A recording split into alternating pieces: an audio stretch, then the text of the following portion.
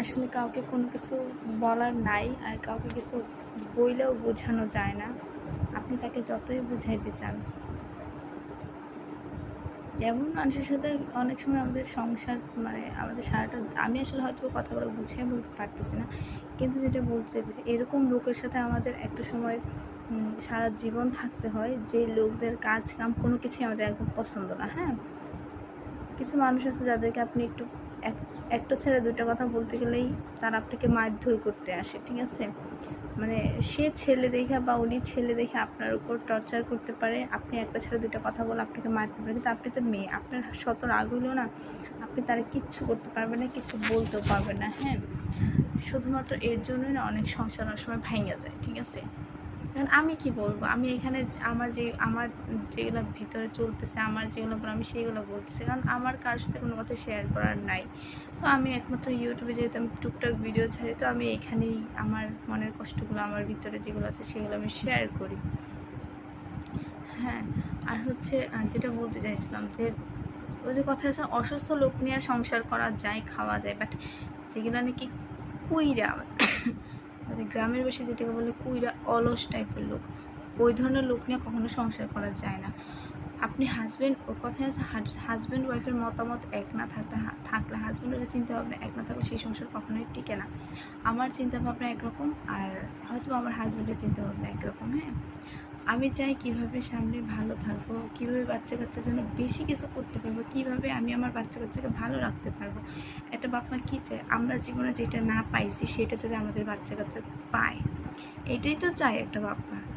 But না, এটা কিছু মানুষ আছে, আবার কিছু বাপ মা আছে যারা হচ্ছে এই তো খায়া পয়রা তো ভালো আছে, এভাবে চলতে পারলেই হয়েছে।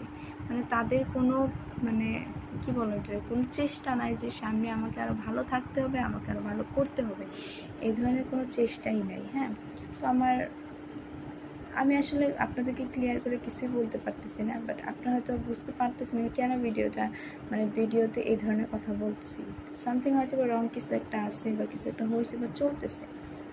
তো যাই হোক, এই আর কি। আমি জানি এই ভিডিও দেখার পর হয়তো আমাকে অনেক প্রশ্নের মুখোমুখি হতে হবে বা কিছু একটা। এখন আমার ইউটিউব চ্যানেল আমার এলাকায় ঠিক মতো কেউ জানে না, বাট একটা মানুষ যদি কখনো যায়, বিশ্বাস করেন এইটা নিয়ে যে এত কথা হইব, এত আনাচে কানাচে কথা হইব, হয়তো আমার সাথে অনেক মানুষের অনেক সম্পর্ক ভেঙেও যেতে পারে। তাতে আমার কিচ্ছু যায় আসে না কে কী ভাববে, কারণ আমি অনেক কিছুই সহ্য করতেছি। মানুষের একদিন দুদিন 3 দিন সহ্য করা যায়, প্রত্যেক দিন কিন্তু কেউ সহ্য করবো না। একটা সময় দেওয়ালে পিঠ এমনিই ঠেকে যায়। আমি একটা মানুষ, আমি প্রেম করে বিয়ে বসছি বা আমার অমতে বিয়ে হয়েছে দেখে যে আপনারা আমার সাথে সে আমার সাথে যেমন খুশি, আমি এমনিই আমার সাথে যেমন খুশি তেমন ব্যবহার হইতেছে। আমি তোমার সংসারের সব কাজ করব, তোমার সংসারে আমি উন্নতি করে দেবো, আর তুমি শরীর বাসায় চলবা, তুমি কোনো কাজকাম করবা না, তুমি তোমার যখন যেভাবে ইচ্ছে তুমি সেভাবে চলবে না। ভাই, এমনি তো হয় না। একটা সংসার উন্নতি করতে গেলে হাজব্যান্ড ওয়াইফ দুজনেরই সমানভাবে পরিশ্রম করা লাগে।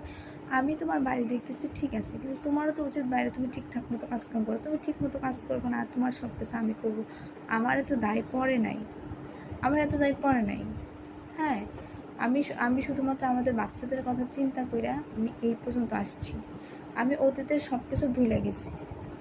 হ্যাঁ, শুধুমাত্র আমার বাচ্চাদের কথা চিন্তা করে, কিন্তু এইটাকে তারা ভালোভাবে নিতেছে না।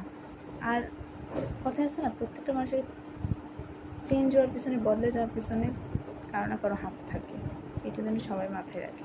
সুতরাং আপনারা কেউ কারোর সাথে খারাপ ব্যবহার করেন না। সংসারে হাজব্যান্ডকে মূল্য দেন, ওয়াইফকে মূল্য দেন, আপনার ওয়াইফ আপনাকে এমনি মূল্য দেবে। ঠিক আছে, পরের মেয়ে আনছেন, পরের মেয়েকে যত্ন করতে শিখেন।